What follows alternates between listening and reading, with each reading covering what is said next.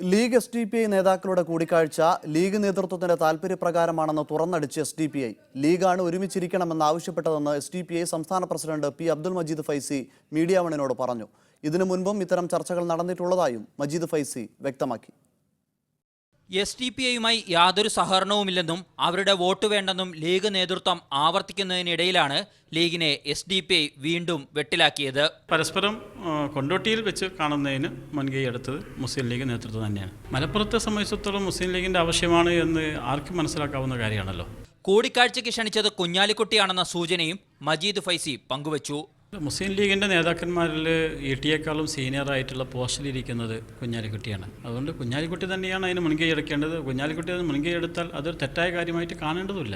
ഇതിനു മുമ്പും ലീഗുമായി ചർച്ച നടത്തിയിട്ടുണ്ടെന്നും SDPI തുറന്നു പറഞ്ഞു. പിന്നെ മുസ്ലിം ലീഗ് നേതൃത്വവുമായി പോലും പലപ്പോഴും തെരഞ്ഞെടുപ്പ് സമയത്തല്ലാത്തപ്പോഴും പല സമയത്തും അവർ ഭരണത്തിലുള്ളപ്പോഴും അല്ലാത്തപ്പോഴും രാഷ്ട്രീയ ചർച്ചകൾ നടത്തിയിട്ടുണ്ട്. ഇരുപക്ഷവും തമ്മിലുള്ള ചർച്ചയ്ക്ക് കുഞ്ഞാലിക്കുട്ടിക്കൊപ്പം പങ്കാളിത്തം വഹിച്ച P. അബ്ദുൽ മജീദ് ഫൈസിയെ തന്നെ കുഞ്ഞാലിക്കുട്ടിക്കെതിരെ മലപ്പുറത്ത് തിരഞ്ഞെടുപ്പ് പോരിലും രംഗത്തിറക്കാനാണ് SDPIയിലെ ധാരണ. KR Saju, media 1, Kozhikode.